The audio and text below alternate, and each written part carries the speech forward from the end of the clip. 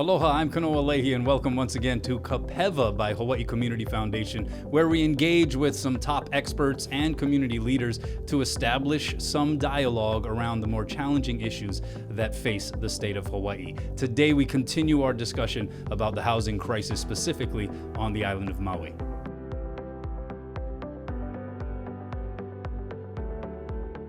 Aloha and welcome back to Ka Pewa by Hawaii Community Foundation. We engage in conversation and dialogue around some of the key issues that impact the lives of our community members. And we continue our discussion about the housing crisis on the island of Maui. And we do so with Keanu Lau Hee, who is a Hawaii Community Foundation Senior Director for the Maui Recovery Effort. Keanu, thank you for being here. Thanks for having me. Yeah, you are also the point person for the House Maui Initiative. You are originally from Hilo. You are a Maui resident. And so how does that personalize this challenge that impacts the Maui community for you? Yeah, it's a good question. I was originally interested in getting into emergency management. That's my background. My upbringing being from Hilo and, having a community that was still continuing to recover from a devastating tsunami that happened in 1960, was really impactful in how I thought about my life and my interaction with the community and how I can make our community a more resilient place. When I think about the recovery effort and knowing how long that recovery is for not just Maui, but also individuals, I think I look at strategies and opportunities to see how I can help. Yeah, because this crisis has been something that goes back now many years. It is at a critical point, and it has only been exacerbated by the Lahaina wildfires in August of 2023. And so how do you navigate between those things, the needs of the community overall in general, and the immediate needs of people who were displaced by the fires? Yeah, I think you hit it. We had a housing crisis before the fire. We knew we needed to bring 10,000 units to market to bring to help with that. Obviously, the fire exacerbated that issue. And what we look at is for House Maui, we know that we see Lahaina as the space on Maui that has the most opportunity for development in the shortest period of time, because it does have existing infrastructure and land use entitlements, which, as we get into more technical conversations through these discussions, you'll find that infrastructure on Maui is aging and thereby restricts development in a lot of spaces. You previously served as the Deputy Managing Director for the County of Maui, and so you have a different perspective in many ways on this issue through the governmental or legislative lens. How does that help to inform the framework within which you now approach your current responsibilities in your current position? I think one of the important lessons I learned, not just being an emergency manager, but also being the Deputy Managing Director, is government is somewhat limited in their reach. And how that applies to me in the work I'm doing is I know the gaps and areas we need to fill. And at the moment, the gaps feel really significant. Our community continues to struggle, not just with housing, but in other areas, mental health and access to food. And we look at strategies to fill those gaps and addressing some stability for our residents who are recovering from the fire. So as the point person on the House Maui Initiative, how would you define the objectives there, the strategies overall? Yeah, so the House Maui Initiative has 3 pillars. One, we seek to align our resources. So that involves federal, state, county infrastructure dollars to support regional affordable housing projects. You can find more information on our website. And those infrastructure projects help bring down the cost of units. So if we can subsidize the cost through government funding, then the units thereby become more affordable when they hit the market. The second pillar is around policy. So we look to remake systems, and that's around policy initiatives to bring density to areas. Maybe we talk about it in the missing middle, to bring density in areas where there's opportunity. We look at affordable housing policies at the county and state level and see if there's opportunities to, in fact, change to bring about more units to market. And the third is education and empowerment. So we seek to educate our community on financial literacy through our Financial Opportunity Center.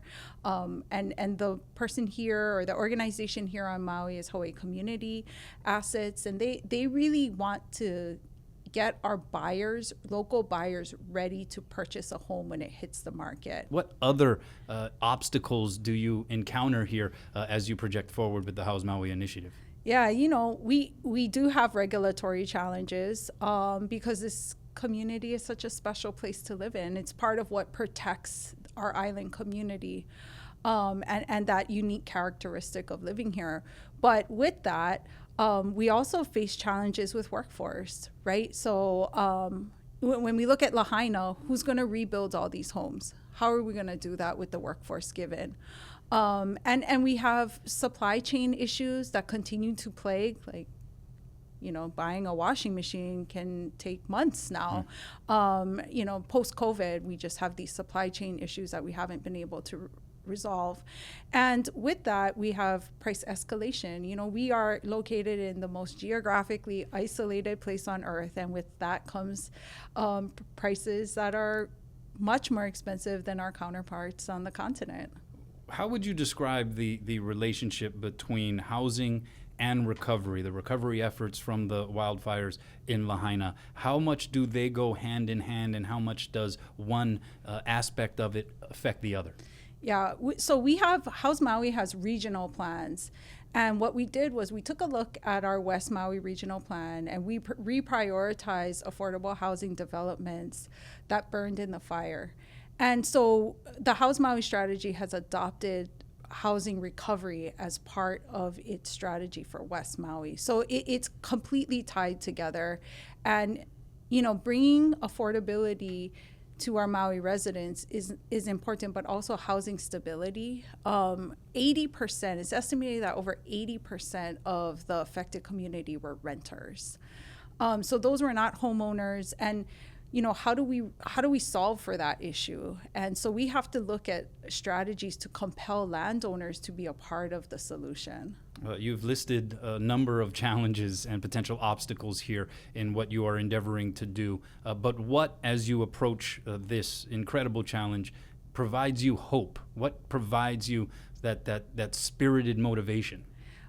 I think from even my time being the deputy managing director, I think there's an alignment with state, county, federal, nonprofit around solving the housing crisis on Maui that I've not seen before. And that's what gives me hope. I've never encountered a single person through the House Maui Initiative or Maui Recovery who doesn't see housing as the number one issue to solve for. How can people out there who are maybe looking to gain more information on this, maybe even looking into ways in which they can pitch in or contribute in some way, where can people sign up to do that? How can they get more involved? Where is some of this information available? The information is available on our website at hawaiicommunityfoundation.org. And, how you can pitch in is stay involved. Be civically involved, understand what are some of these bills that work through the council's process to bring density, what impact would that have? And make your voice heard, exercise your voice. In very simplistic terms, one of the issues that is at the foundation of the housing crisis is out-migration. Could you embellish a little bit on that? Sure. I think House Maui got started on Maui because we were seeing a severe crisis with housing, and coupled with that, this out-migration. And the concern really for me personally is when you start to lose the people who make this place special, then what is this place? And a lot of what makes Hawaii so unique is our people. And with Lahaina specifically, I think that's a concern, is that it's not just buildings and homes, it's the people who live in these homes and work in these businesses that make the community so special. And I think that's what we're after. We're trying to retain the fabric of this community for generations to come, so our kids can recognize the Hawaii we grew up in. I want to give you an opportunity here at the very end of this discussion, kind of provide the floor for you and the platform to say something that perhaps we didn't brush upon just yet in this conversation. I want to give you the floor to be able to do that. What other maybe elements of the dialogue would you like to make sure that we get out there here on this podcast? I think if I had to draw upon one thing I want to in part is that Hawaii Community Foundation has been in the community prior to the fire and will continue to be committed to Maui's recovery as well as Maui as a whole long after the fire and this disaster. Keanu Lau Hee, we appreciate you being here on Ka Pewa. Thank you.